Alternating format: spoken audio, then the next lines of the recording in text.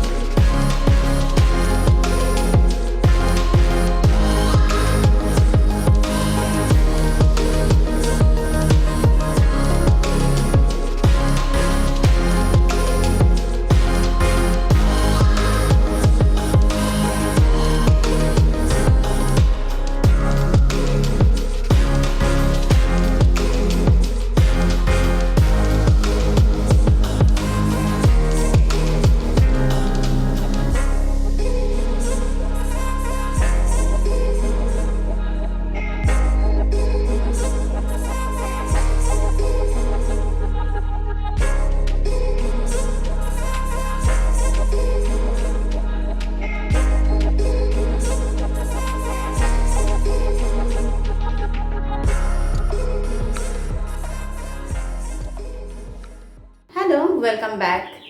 আশা করি তোমাদের নববর্ষের শুরুটা সকলের খুব ভালো হয়েছে।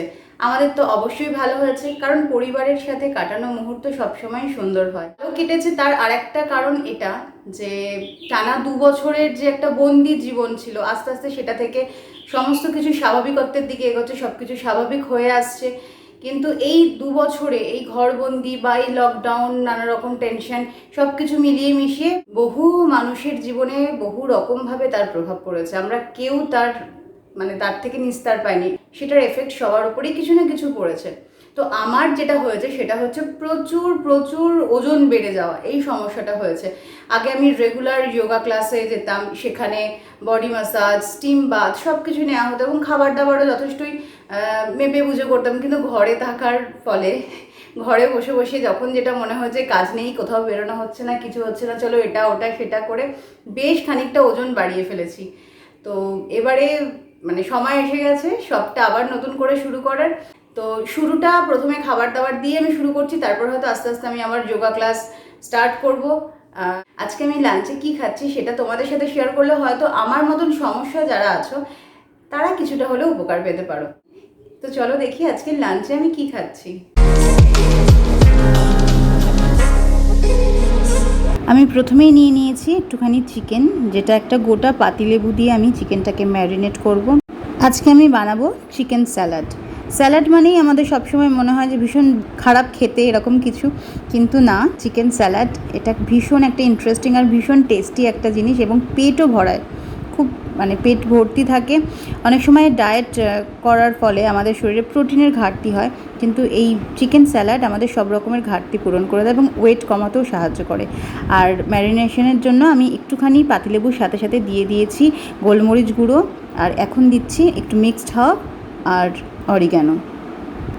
এগুলো মিশিয়ে চিকেনটাকে 1 ঘন্টার জন্য ম্যারিনেট করব।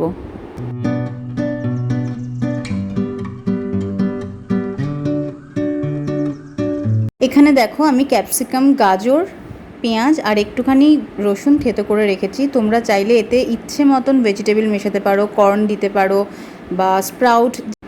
প্রথমে আমরা ফ্রাইং প্যানে অল্প, খুব সামান্য একটুখানি তেল দেব।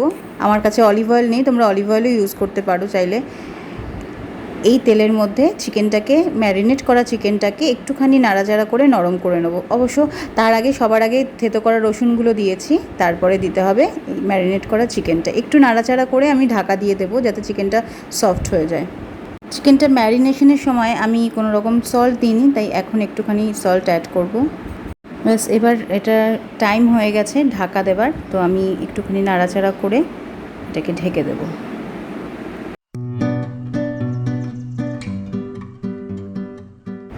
চিকেনগুলো সফট হয়ে গেছে, এখন এটাকে আমি নামিয়ে ফেলবো একটা প্লেটে। আমি আর কোনো তেল অ্যাড করব না। এই যতটুকু তেল ফ্রাইং প্যানে লেগে আছে এই তেলটার মধ্যেই আমি বাকি যে ভেজিটেবলগুলো আছে সেগুলোকে দিয়ে দেবো। এটা খুব একটা ভাজা হবে না, ভেজিটেবলগুলো জাস্ট একটুখানি নেড়ে নিয়ে নামিয়ে নিতে হবে।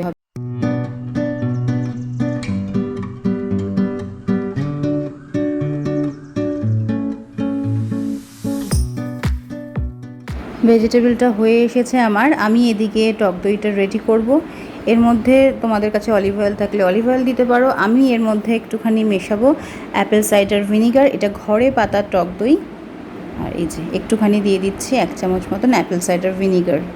আমি একটু ঝাল খেতে ভালোবাসি, তাই এর মধ্যে একটুখানি গোলমরিচ আর কাঁচা লঙ্কা কেটে রাখা আছে, সেটা মেশাবো। তোমরা ঝালটা তোমাদের স্বাদ অনুযায়ী ব্যবহার করবে।